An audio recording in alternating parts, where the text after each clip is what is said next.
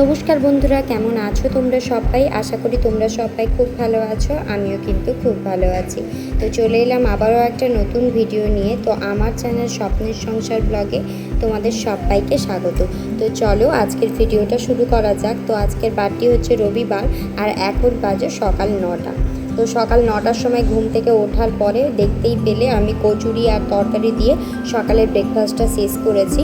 তো সকালের ব্রেকফাস্ট করতে করতেই দেখি একদম কালো অন্ধকার করে মেঘ ঘনিয়ে এসে ঝমঝমিয়ে বৃষ্টি ঢালছে। তো বৃষ্টি দেখে মনে হলো একটুখানি কিছু ভালো মন্দ রান্না করা যাক। একেই তো রবিবার, তারপরে আবার একদম অন্ধকার করে বৃষ্টি হচ্ছে। তো ভাবলাম চিকেন বা মাটন কিছু একটা করা যাক। যেহেতু তোমাদের দাদাভাই মানে মাটন থেকে অ্যালার্জি হচ্ছে, তো ও বললো যে মাটন না, আজকে তুমি হচ্ছে কি বিরিয়ানি বানাও। তো আমার হাতের বিরিয়ানি কিন্তু ওর খেতে ভীষণ ভালো লাগে। আর এমনি সত্যি কথা বলতেও আমার কিন্তু দোকানের বিরিয়ানি অতটাও ভালো লাগে না। আমি যেভাবে বাড়িতে বিরিয়ানি বানাই ওটাই কিন্তু খেতে কিন্তু ভীষণ সুন্দর হয়। তো আজকে বিরিয়ানির পুরো রেসিপিটা তোমাদের সঙ্গে শেয়ার করব। তোমরাও একবার বাড়িতে বানিয়ে খেয়ে দেখো, তাহলে আমাকে বলবে যে কেমন হয়েছিল। তো এখানে প্রথমেই কিন্তু মাংসটা আমি ধুয়ে নিয়েছি।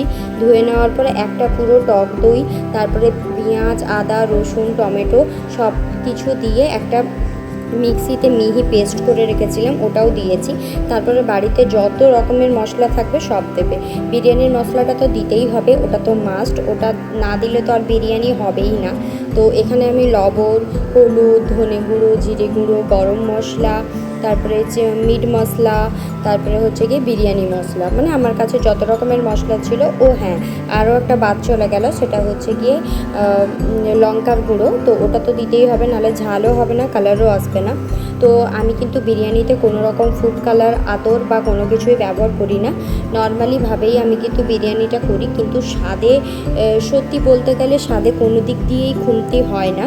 তো দোকানের চেয়েও বেশি সুন্দর খেতে হয়। তো তোমরা প্লিজ একবার আমার রেসিপিটা বাড়িতে ট্রাই করে দেখো, আর যদি ভালো হয় তাহলে অবশ্যই আমাকে কিন্তু কমেন্ট করে জানিও।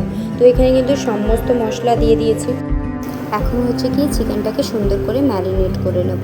তো চলো সমস্তটাকে ভালো মতন করে ম্যারিনেট করে নেওয়া যাক।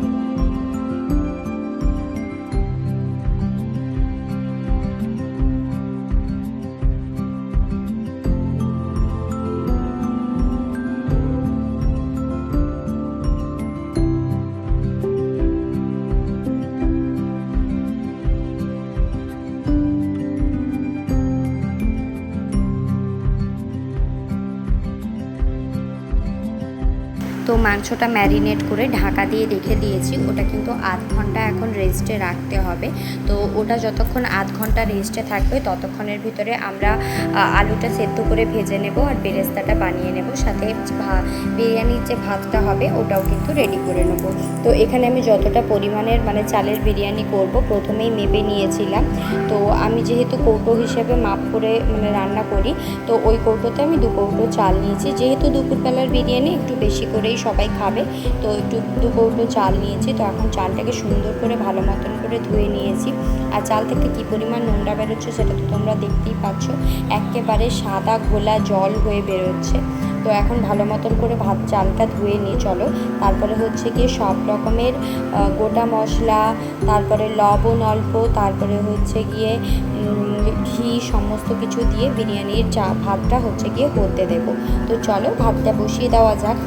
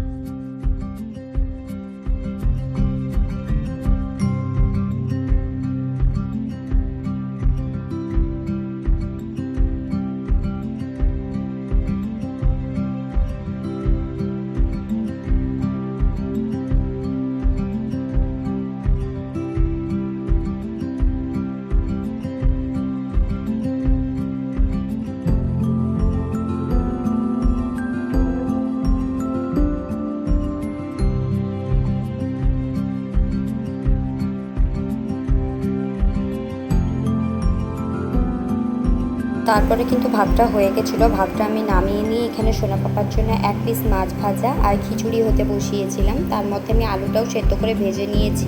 এখন হচ্ছে গিয়ে বেরেস্তাটা ভাজছি।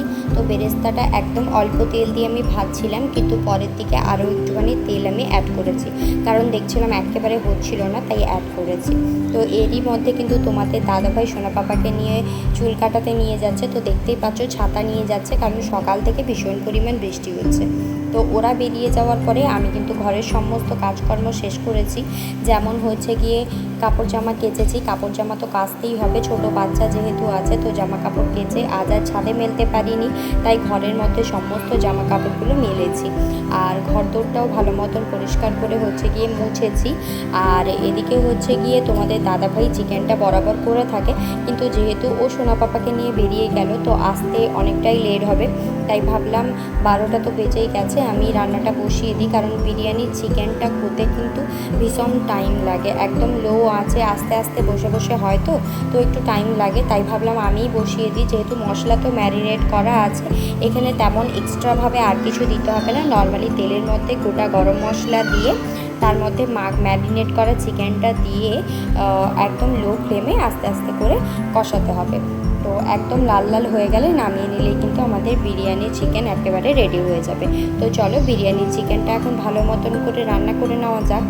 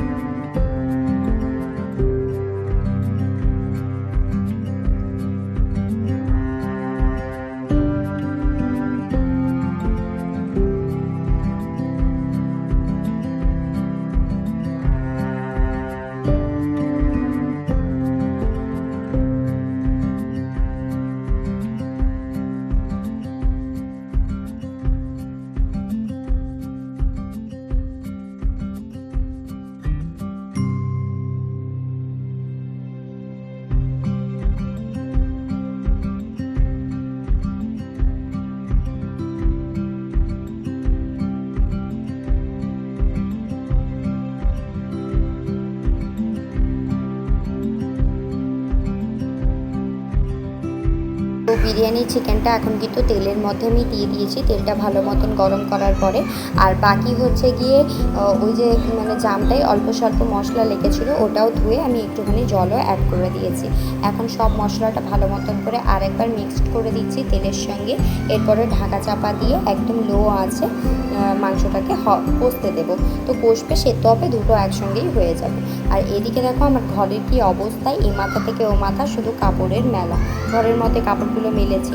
তো চান করে হচ্ছে গিয়ে তারপর ঠাকুর পুজো দিয়েছিলাম, ঠাকুর পুজো দিয়ে এখন ডাইরেক্ট হচ্ছে গিয়ে খেতে বসে গেছি।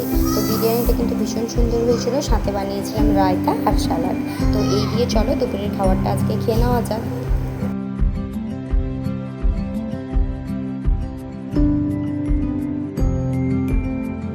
তো বিকেলে এসেছিলাম স্টেশনের দিকে ঘুরতে। তো আজকের ভিডিওটা এখানেই শেষ করছি, কেমন লাগলো অবশ্যই জানাবে।